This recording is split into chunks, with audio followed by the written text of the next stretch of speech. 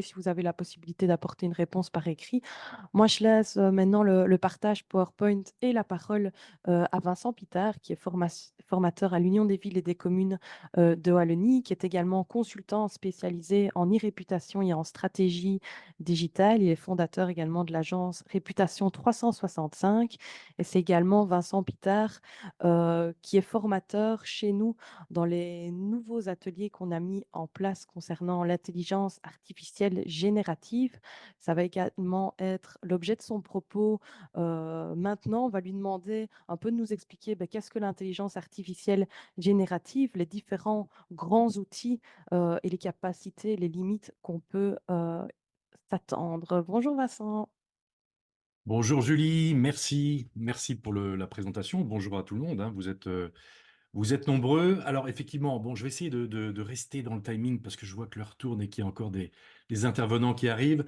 Il y aura forcément pas mal de questions. J'avais envie ici de vous faire un petit résumé de ce qu'on fait dans ces formations consacrées aux IA génératives. Elles sont nombreuses. Alors on pense principalement à ChatGPT, hein, mais il y a aussi tout ce qui concerne la génération d'images.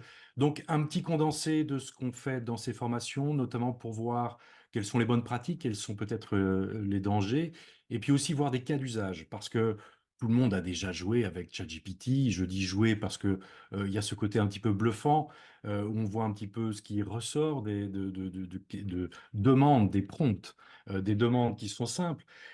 Mais ensuite, comment est-ce que ça peut nous être utile dans nos métiers respectifs?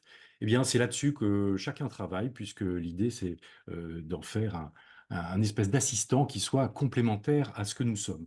Donc aujourd'hui, on va se focaliser principalement sur les IA génératives de texte parce qu'elles sont plus faciles à prendre en main. On parlera un tout petit peu d'images, bien sûr. Juste avant de commencer, je vais faire un petit aparté parce que j'avais envie, vous êtes un peu plus de 400 là quand même, hein, vous êtes nombreux, je vais profiter de cette belle audience pour vous parler de deux étudiants qui sont en recherche de stage. Je vais aller très vite, hein, Julie, là-dessus parce que il y en a deux qui vraiment, enfin c'est mais un petit peu mes chouchous, des étudiants en com qui aujourd'hui sont capables de faire pas mal de choses, hein, qui sont très à l'aise sur les réseaux sociaux, qui sont capables d'écrire des posts. Et alors ces deux-là, on dit souvent que les jeunes ne savent pas très bien écrire. Eux, ils ont vraiment une plume. Je vous les conseille. Si vous êtes intéressé, vous me contactez. Ils sont capables de faire de la retouche d'image, du montage vidéo. Ils peuvent traduire. Ils parlent d'ailleurs chacun une quinzaine de langues. Ils sont disponibles 24 heures sur 24, 7 jours sur 7, et tout ça pour quelques dizaines d'euros. Bon, là, vous avez compris en fait que je vous parle pas vraiment d'étudiants, plutôt d'IA, mais ce que j'avais envie de vous montrer, c'est que ces IA, vous devez les considérer comme étant des stagiaires.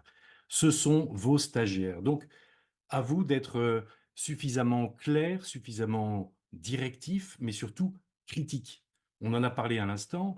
Ce que vous allez produire avec ces IA, vous en êtes malgré tout responsable. Alors, il peut y avoir des règles éthiques de bonne pratique indiquant sur des documents que vous avez utilisé des IA pour générer le texte, mais au final, vous devez garder la main là-dessus. Alors, s'il y a un élément que vous devez retenir de mon intervention, c'est que vous ne pouvez les utiliser que sur les sujets pour lesquels vous avez une expertise. Parce que c'est tellement bluffant que vous risquez de produire des choses qui ne sont pas tout à fait exactes et ensuite courir à la catastrophe dans un certain nombre de situations. Donc à vous de voir comment est-ce que ces IA qui sont extrêmement nombreuses, il n'y a pas que ChatGPT dans la vie, comment est-ce que ces IA qui sont extrêmement nombreuses peuvent vous aider idéalement en déléguant, comme à un stagiaire, quelque chose qui est peut-être énergivore, qui vous prend beaucoup de temps, qui n'est pas extrêmement intéressant dans votre quotidien, en disant je vais lui expliquer, je vais le briefer clairement, et ensuite je vais pouvoir gagner un temps fou simplement en corrigeant les choses. Rien ne pourra être produit à 100% exact, mais si du texte, par exemple, est produit et qu'il y a 80% qui vous convient, vous imaginez bien que vous allez gagner du temps. Donc, pour écrire un PV de réunion, pour écrire un rapport, rédiger des emails, il y a toute une série d'usages, c'est ce qu'on voit ensemble dans ces formations, qui vont vous correspondre et un usage ne correspond pas à celui de votre voisin parce qu'il y a des choses que vous aimez bien faire, ben gardez-les, continuez, bien sûr à le faire. Donc cette image-là de ces 2 étudiants, bon, vous avez compris, il n'existe pas. Voilà typiquement une image qui est créée avec une intelligence artificielle, Midjourney en l'occurrence. Il y en a plusieurs, il y a DALL-E effectivement qui existe, Stable Diffusion, on ne va pas entrer dans tous les détails, mais Midjourney est assez bluffant hein, sur ce côté photoréaliste. Alors je vais parler juste en un slide hein, de ces images, parce que je le teste en tout cas Midjourney à chaque fois qu'il y a une nouvelle version, toujours avec la même demande, le prompt, hein, qu'on va utiliser aussi sur ChatGPT. Je lui demande tiens, de me faire un visage d'un homme d'une quarantaine d'années, avec des lunettes à monture noire, une moustache, des cheveux grisonnants. Alors les premières versions, telles qu'elles ont été connues, Midjourney 4 notamment, bah, on voit tout de suite que c'est des images générées par l'IA. Il y a encore plusieurs concurrents qui ont ce côté un peu lisse, un peu factice, les lumières ne sont pas bonnes. Donc là, bah, il n'y a pas encore de surprise, on voit tout de suite que c'est généré par l'IA, même si intellectuellement, c'est fascinant de se dire que tous ces éléments, ces pixels ont été composés selon finalement des règles de probabilité. Au mois de juin ou l'été dernier, la version 5.2 permettait déjà de sortir des images beaucoup plus intéressantes, en tout cas sur Midjourney. On voit des reflets, on voit des formes de visage qui sont beaucoup plus cohérentes, mais il y a toujours encore ce petit côté lisse, cette lumière qui est particulière et qui permet de détecter ces images générées. Au mois de décembre, la version 6 de Midjourney est sortie. Et alors là, bah, je vous mets bien au défi de trouver tout de suite que ce sont des images générées par des IA. Alors, on peut voir, on peut être des 2 côtés de la barrière, hein. Soit on va l'utiliser, sous son aspect créatif et ça ouvre vraiment un champ des possibles qui n'a presque même pas de limite. Ça devient des images qui sont extrêmement intéressantes à utiliser. Maintenant, lorsqu'on est de l'autre côté, on peut imaginer tous les dégâts, bien sûr, que tout ça peut générer également, dès qu'il y a une intention de tromper, par exemple. Donc les élections approchent. Bien sûr, Midjourney va être utilisé par certains militants, certains activistes, peut-être même certains opposants politiques. Donc ce sera à garder à l'œil. Là aussi, on en discute dans ces formations pour finalement ne pas être naïf et comprendre un petit peu comment tout ça fonctionne, essayer malgré tout de les détecter pour ne pas se faire piéger. Je vais revenir sur les générateurs de texte parce que c'est ce qui est, je le disais, le plus simple à prendre en main. Vous connaissez bien sûr ChatGPT, je pense que la plupart d'entre vous l'ont déjà utilisé. Alors, l'un des usages qui va être intéressant pour vous, c'est que ça va vous permettre d'écrire, mais de manière un peu différente de ce que vous faites habituellement. Alors, je prends un exemple ici tout simple. Bon, le prompt n'est pas très construit, mais comme ça, c'est plus simple à lire. Je lui demande de m'écrire une définition de la communication publique, comme si j'étais un étudiant de 19 ans, donc avec quelques fautes, comme ça ce sera plus crédible. Alors, il me fait bah, une définition qui est pas mal, qui reprend voilà, les grands éléments. Alors, à moi d'avoir l'expertise pour considérer que la définition est bonne, complète, ou qu'il manque quelques éléments. Voilà, ça permet de faire passer des idées ou des messages importants. Ah, il manque un S, ça c'est bien joué. Donc voilà, c'est assez cohérent, pourquoi pas, comme le ferait un étudiant de 19 ans. Je vais lui donner un autre rôle, et là, les choses vont changer. Je pourrais lui demander de l'écrire comme un prof d'UNIF. Et alors là, tout de suite, vous voyez, c'est un peu plus complet. La syntaxe est différente, les concepts sont aussi différents, les mots le sont également. Euh, eh bien voilà, en lui donnant un rôle, les choses vont changer tout à fait différemment. L'un des usages, justement, ça va, pourquoi pas, être de vulgariser. Si vous êtes dans une matière technique, une matière pour laquelle il y a une expertise forte, eh bien parfois, c'est extrêmement compliqué d'expliquer à quelqu'un dont c'est pas le sujet ce qu'il en est, parce que vous allez vous enfermer, rester enfermé dans votre expertise, dans les éléments techniques. Comment vulgariser sans tomber dans des simplismes, mais en simplifiant les choses? Bah, le principe, c'est toujours le même. On demande de l'expliquer à un enfant de 12 ans. Eh ben ça, ChatGPT est super bon. Il va vous trouver des analogies, des exemples, faire des choses relativement simples. Là encore, à vous de décider si bah, ça je prends, ça je ne prends pas parce que ça correspond, à ce que je pourrais, dire, ou là, il y a justement une chose qui est pas tout à fait exacte, je ne la laisse pas passer. Donc je le martèle encore une fois, ne les utilisez que pour les sujets que vous pouvez contrôler comme un stagiaire. Vous n'allez pas mettre en ligne quelque chose, produire du contenu d'un stagiaire que vous n'auriez pas lu. La responsabilité vous incombe malgré tout. Alors sur ces différences de forme de texte, hein, on peut jouer avec à l'infini. On peut lui demander d'écrire à la manière d'un rappeur. Voilà, il va même mettre des rimes, ou à la manière de Baudelaire, sous forme d'alexandrin. Là, j'ai utilisé Copilot parce que ces IA génératives, il y en a beaucoup. Alors Copilot, c'est la version de Microsoft, mais sous le capot, c'est quand même du ChatGPT, la version 4 en tout cas. Et puis il y en a d'autres, hein. Il y a Gemini, Perplexity, Claude, dont on parle beaucoup, Mistral, voilà. Il y en a beaucoup. Les forces en présence sont en train de s'équilibrer et on assiste aujourd'hui à une espèce de bouillonnement intense avec plein de solutions qui existent. C'est intéressant d'aller les tester aujourd'hui parce que là, vous avez une sorte de boule de cristal qui va vous permettre de voir de quoi l'avenir, notamment de la communication, sera fait. Parce qu'aujourd'hui, tout est quasiment gratuit, mais petit à petit, eh bien, les grands acteurs vont commencer à intégrer certaines des solutions. Donc, ça vous permet aussi d'anticiper sur les impacts que auront toutes ces IA sur vos métiers. Alors, pour rester un peu dans le timing, donc je fais du resserré, resserré, je voulais vous faire un petit slide sur les conseils que je peux vous donner pour construire un prompt. C'est pas si compliqué que ça à faire. Vous allez le faire de manière tout à fait intuitive et naturelle si vous parlez à quelqu'un, si vous lui expliquez ce que vous attendez de sa part. Mais lorsque vous devez le rédiger, ce fameux prompt, parfois c'est un peu plus délicat, un peu plus compliqué. Alors, comment ça marche? J'en reviens toujours à mon analogie du stagiaire. Vous avez quelqu'un face à vous et vous devez lui expliquer clairement les choses. Vous avez cette expertise-là, donc forcément, il y a des choses qui vous semblent évidentes. Si vous ne le dites pas, ce pauvre stagiaire, il va vous ramener quelque chose qui ne convient pas et qui ne correspond pas à ce que vous avez demandé et attendu. Et c'est parfois la réaction qu'on a avec ChatGPT ou les autres. On considère que c'est pas assez qualitatif, bien souvent parce que la demande ne l'a pas été elle-même. ChatGPT va aller chercher, on l'a vu tout à l'heure, il ne fait qu'assembler des mots en fonction d'une probabilité que les uns se trouvent en fonction des autres dans un contexte donné. Et plus son réseau neuronal est complexe, et bien plus il va pouvoir assembler justement des concepts particuliers. Alors, le premier élément, vous devez lui donner des éléments de fond. On l'a vu tout à l'heure, à l'instant. Vous lui donnez un rôle, vous lui donnez un métier ou un niveau d'expertise. Tu es étudiant, tu es professeur, tu es journaliste. Ben là, on arrive déjà sur des contextes qui vont être un petit peu différents. Vous lui donnez une intention, vous lui expliquez ce que vous voulez obtenir, vous voulez vulgariser, vous voulez trouver des contre-arguments, vous voulez trouver des exemples ou convaincre.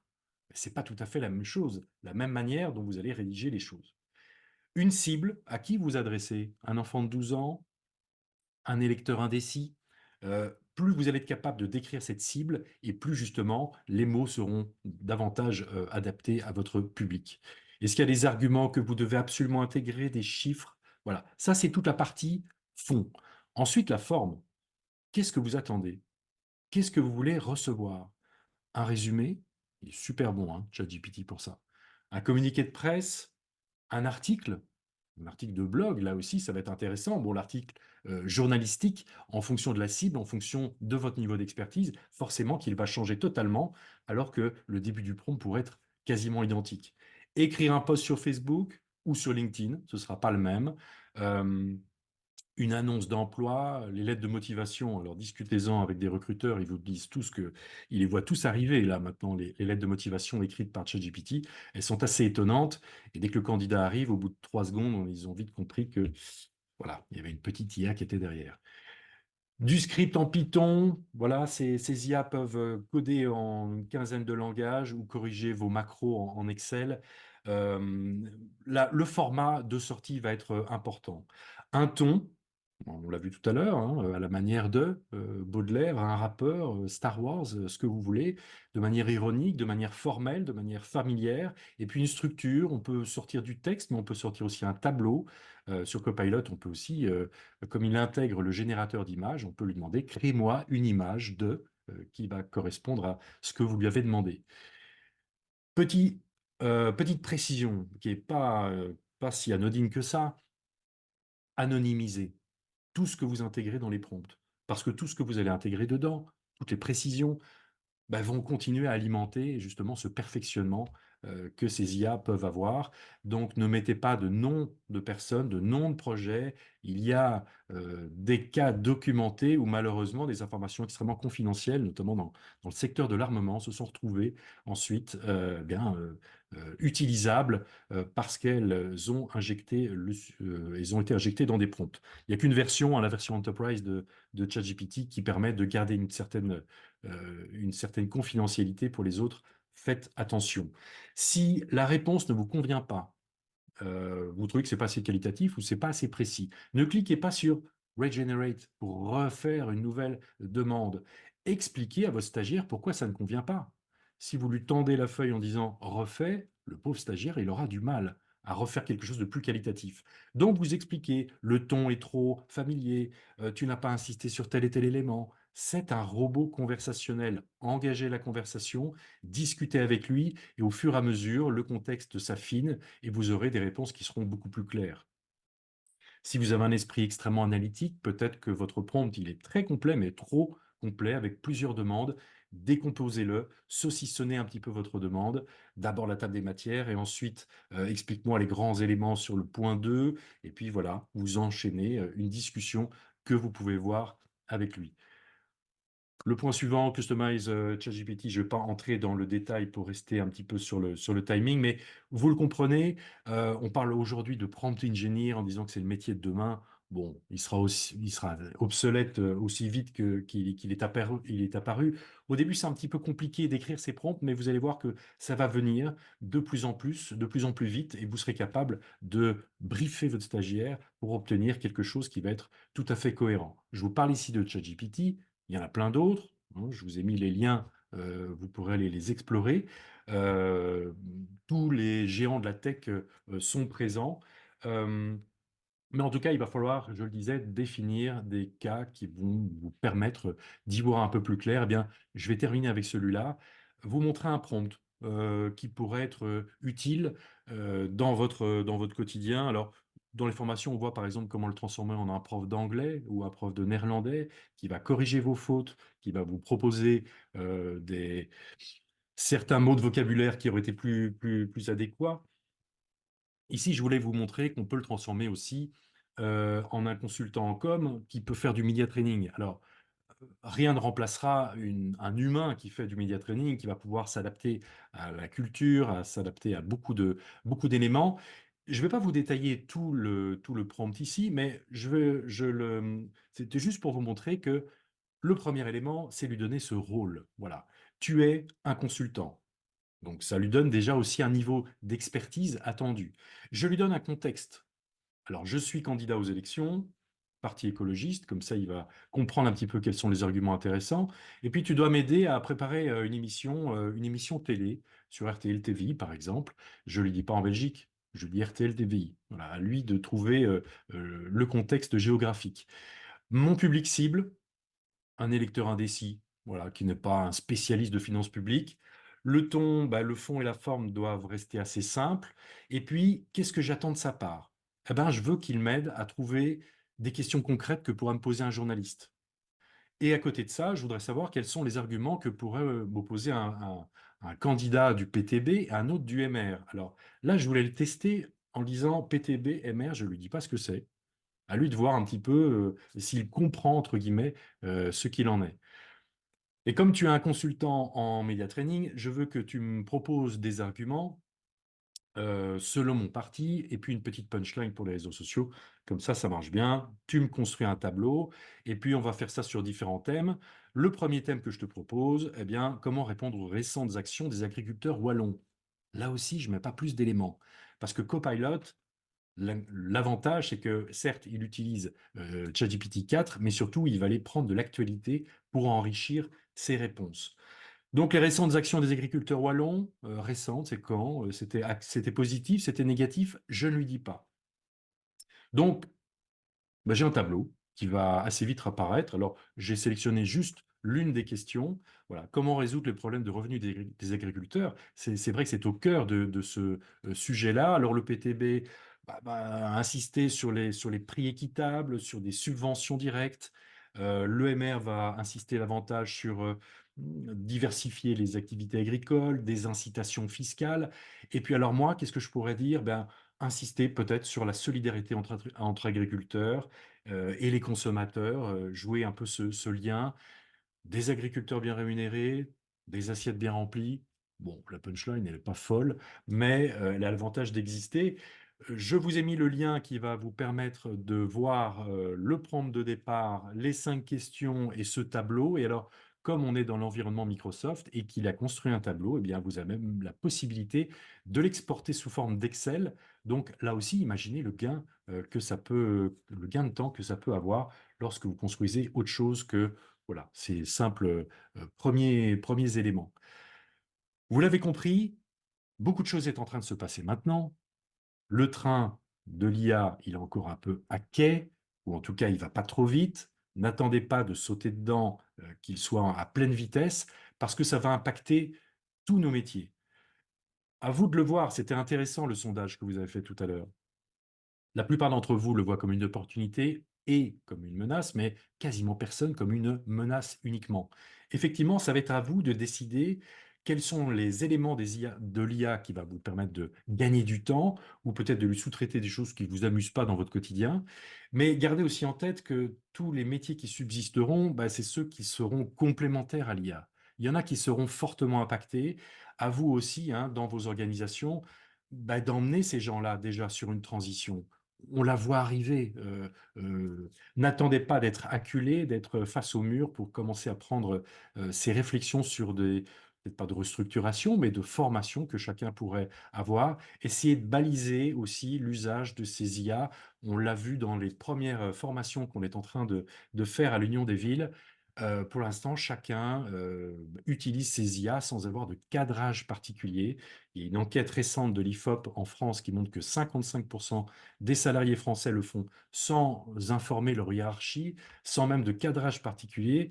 Attention, ça veut dire que c'est le bon sens qui cadre les choses et le bon sens, ben, on le juge avec son propre bon sens. Voilà ce que j'avais envie de vous dire. Bon, il y a beaucoup à dire sur le sujet. Si vous avez des questions, bien sûr, je suis là. Et Julie, je te rends l'antenne. Merci Vincent, merci pour cette présentation claire et précise.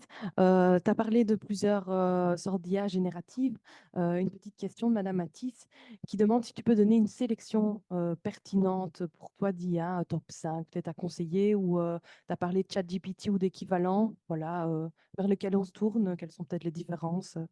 Alors là, c'est pas pour botter en touche, mais alors typiquement, c'est le genre de choses qu'on fait dans les formations parce qu'on s'aperçoit qu'en fonction de le type de demande, eh ben, Gemini, c'est Google, sera beaucoup plus intéressant qu'un Copilot et que Perplexity. Alors Perplexity, par exemple, permet d'aller filtrer sur des sources académiques. Voilà quelque chose qui est intéressant. Tout son corpus, tout son dataset est basé, on peut le filtrer sur les sources académiques. Donc, en fonction des usages que vous pouvez avoir, je vous conseillerais plutôt l'un ou plutôt l'autre. De manière générale, Copilot est très intéressant parce qu'il va permettre d'utiliser ChatGPT 4, qui est quand même payant si on reste chez OpenAI, et qui en plus est raccordé à l'actualité. Maintenant, attention au danger, hein, là aussi, j'ai pas eu le temps, mais j'ai quelques slides que je peux vous montrer où on voit que sur une question liée à l'actualité, eh ben, il répond à côté. Et c'est à moi de lui dire non, cette information a changé hier, et là, il le corrige. Ça veut dire que si je ne le savais pas, eh ben, j'aurais pu laisser passer autre chose. Donc, essayez un même prompt sur les principaux, hein, j'allais dire Copilot Gemini, et puis alors Claude, on ne peut pas encore vraiment l'utiliser hors les États-Unis, mais Mistral a le chat, hein, puisque Mistral c'est français, donc le chat, on voit bien la petit jeu de mots. C'est ceux qui sont intéressants en ce moment. Dans 6 mois, on en reparle, les cartes auront certainement changé de main. Merci Vincent. Beaucoup de questions par rapport aux formations données par Vincent et l'Union des villes. Je vous ai mis le lien dans dans la réponse questions-réponses et vous avez également le lien vers nos formations à la fin du support. Donc, comme disait Vincent, on voit tout ça bien en profondeur, toutes les possibilités, hein. Je vois dans le chat qu'on parle, est-ce que c'est possible de générer des délibérations de conseils, de collèges? Voilà, tout ça est vu, toutes les possibilités qu'offre l'intelligence artificielle générative sont vues bien sûr dans cette formation. Voilà, merci Vincent. Merci Julie. Voilà, donc